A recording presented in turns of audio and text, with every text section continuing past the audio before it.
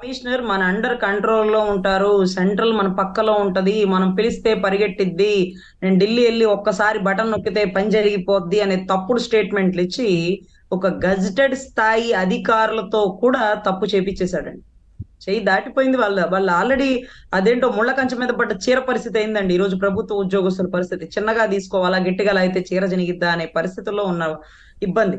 అదే రకంగా నిన్న మొన్న చూస్తే తిరుపతిలో ఒక మున్సిపల్ కమిషనర్ గిరీష గారు ఎవరైతే ఉన్నారో ఆయన రాజంపేట అన్నమయ్య కలెక్టర్ స్థాయిలో ఉన్నారు.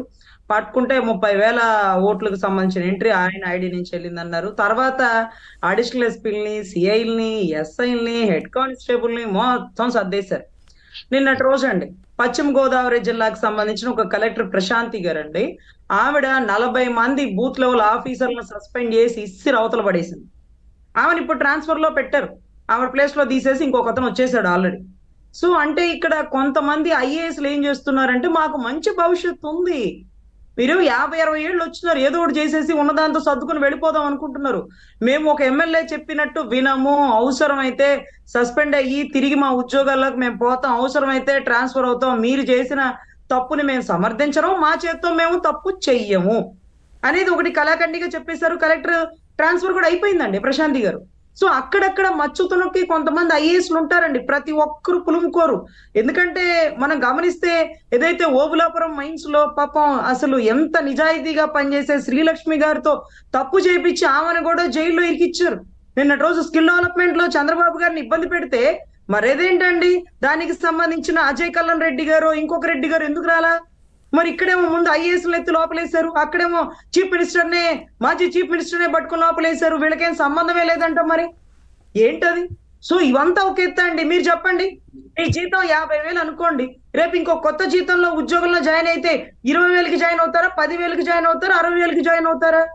దారుణంగా 5,000కి ఒక మనిషి ఎలా పనిచేస్తున్నాడు అంటూ లిస్ట్ తీస్తే 5,000 కాదంటండి. ప్రతిసారి ప్రతి వారం మీరు ఒక ఓటు తీసారా, అయితే మీకు ఇంత, మీరు 3 ఓట్లు తీసేయండి, ఆ ముగ్గురు ఇంకొకరితో చెప్పి ఇంకొక 3 ఓట్లు తీసేయండి, మీకు అథారిటీగా ఉమెన్ పోలీసును వేసేస్తున్నాను అంటూ ఒక పెద్ద గ్రూప్ లో, ఒక వాట్సాప్ లో ఒక పెద్ద గ్రూప్ ఫామ్ చేసుకొని అలా ఓట్లు తీసేస్తుంటే ఏలూరు సాంబశివరావు గారు అనే ఒక ఎమ్మెల్యే కాస్త చదువుకున్న వ్యక్తి అయి ఉండడం వల్ల ఏదైతే అమెరికాలో ఒక గ్రూప్ ను మెయింటైన్ చేస్తూ ఈ దొంగ ఓట్లు చేరికలు తీరికలు మొత్తం తీసి వాళ్ళ ఊర్లో ఒక్కటి కూడా ఎంట్రీ లేకుండా ఒక కేసు నమోదు చేస్తే మాటూరుకి సంబంధించిన ఎస్ఐలు, సిఐలు, మా గుంటూరు మొత్తం సర్దుకొని వెళ్ళిపోయారండి. ఇప్పుడు 2,500 మంది మీద ఎంప్లాయీస్ మీద నిఘా పెట్టింది ఎలక్షన్ కమిషనర్. సో ఖచ్చితంగా ఒక ఎంఆర్ఓ, ఒక ఆర్డిఓ, ఒక ఐఏఎస్ సస్పెండ్ అవ్వడానికి సంసిద్ధంగా ఉన్నారు. సిద్ధం అనే ఫ్లెక్సీ ఆయనకి కాదండి, ప్రభుత్వ ఉద్యోగులకు అయిపోయింది ఈ రోజు. మరి ఈ ఉద్యోగులంతా వాళ్ళ స్వలాభం కోసం చేశారా, వాళ్ళతో చేపిచ్చారా, వాళ్ళని భయపెట్టారా, పీక మీద కత్తి పెట్టారా, ప్రమోషన్ అన్నారా? అసలు ఒక మచ్చుకు ఎగ్జాంపుల్ అండి, వివేకానంద రెడ్డి మర్డర్ కేసులో ఫస్ట్ మొట్టమొదటిగా చూసింది సిఐ శంకరయ్య అనుకుందాం. అరే గొడ్డలితో పోట్లు పడిచండి, ఇల్లంతా రక్తం ఉంది, గుండెపోటుని ఎలా చెప్పాడు? Payment they paid no. Chandrababu గారి ప్రభుత్వంలో ఆయన సస్పెండ్ చేస్తే జగన్మోహన్ రెడ్డి గారి ప్రభుత్వంలో డిఎస్పీ ప్రమోషన్ కి ఇస్తారా అండి? ఈ వాజ్ ఎలిజిబుల్ ఫర్ దట్. ఒక హెడ్ కానిస్టేబుల్, ఒక హోమ్ గార్డ్ చూసి చెప్తాడు, పోనీ మా లాంటి సాధారణ పౌరులు చూస్తాం, సరే ఏదో ఘటన జరిగింది, ఎవరో చంపేసినారు అంటాం. అటువంటిది నువ్వు ఐటమ్ ని చూసి, మనిషిని చూసి, ఆ ఎక్కడైతే చనిపోయిందో అక్కడ ముగ్గేసి ఎవరిని పోనీకుండా ఆపాల్సిన నువ్వు బయటకు వచ్చి గుండెపోటు చెప్తావా? ఇలాగా ప్రతి గవర్నమెంట్ ఎంప్లాయీస్ ని వాడి పడేస్తున్నాడు సార్. నిన్నటి రోజు ఇవాళ రోజు బహుశా పిరంగిపురంలో అభినందన సభ ఎవరికో తెలుసా అండి? రిటైర్ అయ్యే ఎంప్లాయీస్ కాదండి, గవర్నమెంట్ లో మంచిగా పనిచేసిన వాళ్ళు కాదండి, మన వాలంటీర్లకి, చిక్కడి చిరునవ్వుతో వచ్చే వాలంటీర్లకి అభినందన సభ. ఇలా ఎప్పుడు పెడతారో తెలుసా అండి? అమ్మ రాజీనామా చేసేటప్పుడు అదేంటది పాపం విజయమ్మ గారికి పెట్టారండి, ఇలాంటి సభ పెట్టి ఆమెను పంపించేశారు. ఇప్పుడు కూడా వాలంటీర్లని ఎలక్షన్ కమిషనర్ ఏ విధులకి వాడకూడదు, సచివాలయం సిబ్బందిని కూడా ఏదో అక్కడక్కడ బ్లూ కలర్ ఇంకు పెట్టడానికే వాడాలి, ఏది మార్క్ వేయడానికే వాడాలి, బయటే ఉంచాలి, లోపలికి రాకూడదు అని ఒక స్టాండర్డ్ రూల్స్ పెట్టేసుకుంటే ఈ 2,60,000 మంది వాలంటీర్లు తిరగబడి ఇతను మోసం చేసినాడు, ఎలక్షన్ టైంలో మీ ఆధ్వర్యంలో జరుగుతుంది, దొరికిందంతా దోచుకుంది దాచుకో అనే కాన్సెప్ట్ లో వాలంటీర్లకి మాట ఇచ్చేసారండి. నిన్న మొన్నటి రోజు ఒకడు బైక్ ఆర్డర్ ఇచ్చేస్తున్నాడు. ఏంట్రా అంటే, వచ్చేదంతా ఎలక్షన్ డబ్బులు పంచాలి, మందే మెయిన్. ఎమ్మెల్యే గారు కూడా నాకే చెప్పారు, చైర్మన్ గారు కూడా నాకే చెప్పారు, సర్పంచ్ గారు కూడా నాకే చెప్పారు అన్నారు. ఈ నాకే చెప్పే బుద్ధులు పోయి వీళ్ళందరినీ పక్కన పడేశారండి. సో ఇప్పుడు వీళ్ళకి ఏ విధులు లేవు, వీళ్ళు ఇంట్లో కూర్చోవాలి. మరి అట్లాంటప్పుడు ఊరికే ఎందుకు కూర్చుంటారు? మమ్మల్ని మోసం చేశాడు, మాతో తప్పులు చేపించాడు, మమ్మల్ని ఇబ్బంది పెట్టాడు అంటూ ఈ 2,60,000 మంది కుటుంబాల ఓట్లు పక్కకి పోతాయనే ఉద్దేశంతో ఈ అభినందన సభ పెట్టారండి.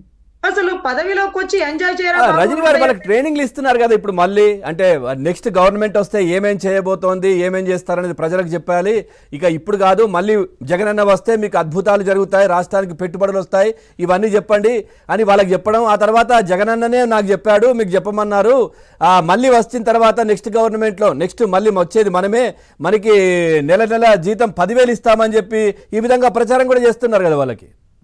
సార్, రాష్ట్ర ప్రజలు లాజిక్లు నమ్మరండి. మ్యాజిక్ల్ని, బాబాల్ని, విభూదుల్ని, వీటినే అదే నూనెతో వైద్యాలని వీటినే నమ్మే పరిస్థితిలో ఉన్నారా? ఎవరు పిచ్చివాళ్ళు లేరండి. ఇప్పుడు గత ప్రభుత్వం టిట్కో ఇళ్లు కట్టిస్తే అవి ఇవ్వడానికి లేకుండా కొత్తగా స్థలాలు కొంటా, వాటిలో ఇంత కబ్జా చేస్తా అంటే ఏదో భూదారుడు ఏదో లాభపడిపోతున్నాడు అని అనుకున్నామండి. 10 లక్షల భూమి 10 లక్షలే ఉంది, కానీ గవర్నమెంట్ మాత్రం 50-60 లక్షలు లెక్క చెప్తున్నారు, పక్కన వాళ్ళు తొక్కేస్తున్నారు. సో రాష్ట్ర ప్రజలు నిర్ణయించుకునేది ఏంటంటే జగన్మోహన్ రెడ్డి గారు వచ్చాక అద్భుతాలు చేయడం కాదు, ఆయన మేనిఫెస్టోలో లేనిది 3 రాజధానుల కాన్సెప్ట్ ఎందుకు తీసుకొచ్చారు? ప్రజావేదిక ఎందుకు పడగొట్టారు? ఫ్రీగా ఇచ్చే ఇసుకని ఎందుకు డబ్బులతో బేరం పెడుతున్నారు? మందు రేట్లు ఎందుకు పెంచాడు? ఆ మందులో కల్తీ ఎందుకు చేస్తున్నాడు? టిట్కో ఇళ్లు, ఇవ్వాల్సిన ఇళ్ళకి బులుగు పెయింట్లు వేసుకొని చివరాఖరిలో కూడా ఇంతవరకు ఇవ్వని పరిస్థితి ఎందుకు వచ్చింది? వీటన్నిటికంటే మించి అమరావతి రాజధానిలో కొన్ని వందల బిల్డింగ్లు కడతాను, 30,000 ఎకరాలు 33,000 ఎకరాలు ఏం సరిపోద్ది, ఇంకా గొప్పగా ఇంకా కొత్తగా ఉండాలి, నేను ఇక్కడే ఇల్లు కట్టుకున్నాను, అవతలోడు అద్దింట్లో ఉంటున్నాడు అంటే ఆయన కంటే ఈయనేదో బాగా విరగబొడుస్తాడని నమ్మినటువంటి రాష్ట్ర ప్రజలు. వీటన్నిటికంటే మించి ఎలక్షన్ కి వాడపడే స్కూల్ టీచర్లు అండి. ఇక్కడ గుర్తుపెట్టుకోండి, స్కూల్ టీచర్లలో ఎక్స్పీరియన్స్ లేని వాళ్ళని కూడా ఎలక్షన్ విధుల్లోకి వాడరండి. లాస్ట్ టైం డ్యూటీ చేసిన వాళ్ళనే పిలిపిస్తారు. ఈ రోజు ఆయన ప్రభుత్వం వచ్చిన దగ్గర నుంచి ఈ జనవరి 1న మెగా డిఎస్సి జాబ్ క్యాలెండర్ అన్నట్టుగా ఏమీ లేదండి. చివరాఖరిలో 6,100 డిఎస్సి పోస్టులు రిలీజ్ చేస్తున్నారు. వీళ్ళకి ఎలిజిబిలిటీ ఇచ్చేసి వీళ్ళనే వాడేస్తారా? లేదే 45 రోజులు అప్లికేషన్ కి టైం ఇవ్వాలి, ఎగ్జామ్ కి 3 నెలల టైం ఇవ్వాలి. ఈ లోపు పుణ్యకాలం పూర్తయిపోతుంది, ఎలక్షన్ పూర్తయిపోతుంది, ఆయన రాజీనామా పర్వానికి వెళ్ళిపోతాడు. సో హడావుడిగా 6,100 పోస్టులు రిలీజ్ చేయడం ఏంటండి? సో వీటన్నిటికంటే మించి ఎక్స్పీరియన్స్ లేని వాళ్ళని విధుల్లోకి వాడకూడదు. విలువైంది ఓటు అండి. ఒక మనిషి బతకడానికి ఆక్సిజన్ అవసరం. ఆక్సిజన్ మన పరిభాషలో ఓటు అంటారు. ఒక మనిషి బతికున్నాడు అని చెప్పడానికి అవసరమైంది ఓటు అండి. ఆ విలువైన ఓటుని ప్రజాస్వామ్యబద్ధంలో కాపాడే వ్యక్తులు ఈ రోజు స్కూల్ టీచర్లేనండి. వాళ్ళు వదిలిన అస్త్రాలేనండి ఈ రోజు కలెక్టర్లైనా, రాజకీయ నాయకులైనా, మా లాంటి లాయర్లైనా, మీలాంటి జర్నలిస్టులు అయినా, టీచర్లు వదిలిన బాణాలు. జగనన్న వదిలిన బాణాలు కదండి. ఏదైతే విద్యార్థులని, మంచి విద్యార్థులు సొసైటీలో పంపించినటువంటి గురువులు, ఆ గురుధర్మంగా ప్రజాస్వామ్యాన్ని కాపాడే బాధ్యత ఇప్పటికీ ఎప్పటికీ వారికేనండి. నిజాయితీగా తెలుసో తెలియకో తప్పు చేశారు, అతని మాటలు విని సిపిఎస్ విధానాన్ని రద్దు చేస్తాడని ఇంకేదో తెస్తాడు అనుకున్నాడు. దానికి మించిన తలదన్నే జిపిఎస్ ని తెచ్చారు. ఈ రోజు ఎప్పుడు ఎలా బుద్ధి చెప్పాలి? ఈ ప్రభుత్వాన్ని పడగొట్టడంలో కీలక పాత్ర సచివాలయ సిబ్బందులు అనుకుంటున్నారు, కానీ కీలక పాత్ర స్కూల్ టీచర్లని. వీళ్ళ తర్వాత వాలంటీర్లు చేస్తారు చూడండి. వదిలిన బాణాలు వెనకే గురిపెట్టి కొడితే ఎలా ఉంటుంది అంటే వీళ్ళు చేస్తారు. 2,60,000 మంది తిరగబడపోతున్నారు అన్న విషయం తెలుసుకొని అభినందన సభను పెట్టి మీకు మంచే చేస్తాను, మీకు ఎంతో కొంత ఇస్తాను, దయచేసి మీరు కోఆపరేట్ చేయండి, మళ్ళీ మన ప్రభుత్వం వస్తే మీ ప్రయారిటీ పెంచుతాను, మీ జీతాలు పెంచుతాను అంటూ అద్భుతాలు చూపిస్తున్నాడు. ఆకాశంలో అద్భుతాలు చూపిస్తున్నాడు. బహుశా ఇంకేమన్నా ఆకాశం నుంచి దించుతాడేమో, శివలింగాలో లేకపోతే దేవదూతల్లో. సో ఖచ్చితంగా ప్రజలు నమ్మే పరిస్థితిలో లేదండి. అమరావతి ట్రైలర్ తోనే ఆ తల్లి కన్నీళ్లు, ఏదైతే న్యాయదేవత కన్నీళ్ళ, లేకపోతే రాజమాత కన్నీళ్ళ, భరతమాత కన్నీళ్ళ, అమరావతి రైతు బిడ్డల, ఆడబిడ్డల కష్టాలా అనేది. రజనీ గారు, అమరావతి గురించి మీరు ప్రస్తావన తీసుకొచ్చారు కాబట్టి అక్కడ ఏమీ లేదు, అదొక అడవి, అదొక ఏదో చాలా రకాలుగా ఇబ్బందికర మాటలు కూడా మాట్లాడారు. ప్రస్తుతం నిన్న ఒక వార్తనైతే మీరు చూసించారు, 70 కోట్ల రూపాయలు అక్కడ రెంట్స్ కడతా ఉన్నామని సిఆర్డీఏకి వాళ్ళు చెప్పడం జరిగింది. అంటే అక్కడ ఐఏఎస్, ఐపీఎస్ కావచ్చు, గ్రూప్ 4 కావచ్చు, తర్వాత ఇతర గెజిటెడ్ ఆఫీసర్స్కి మేము రెంట్ కడుతున్నామని. ఎక్కడ కడుతున్నారు అసలు?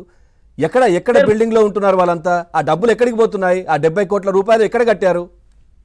సార్, 71 కోట్ల రూపాయలు అదేదో లెక్క చెప్తారు, గాల్లో మెడల్ లాంటివి అండి.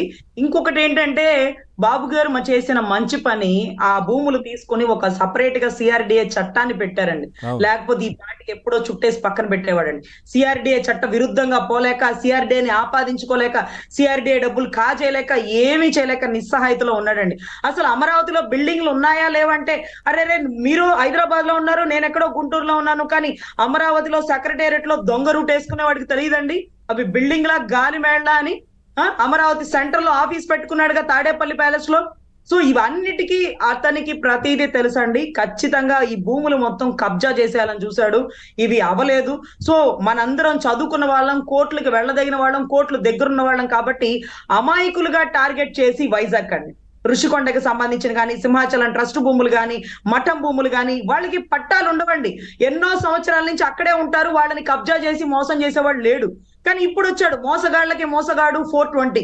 ఆ 420 వలలో ఉచ్చులో చిక్కుకుపోయి ఇబ్బంది Right. పడుతున్న Okay. వైద్య మాకు రాజధాని వద్దు, ఎప్పుడో మాది ఐటీ హబ్బు, అన్ని దేశాల వాళ్ళు ఉన్నటువంటి ప్రదేశం, దయచేసి మా ఈ దరిద్రాన్ని నుంచి విముక్తి కలిగించండి మీరేమో అంటూ రాజధాని వద్దంటారు, వాళ్ళేమో హైదరాబాద్ మరో 2 సంవత్సరాలు కావాలంటారు, 4వ రాజధాని కావాలంట హైదరాబాద్.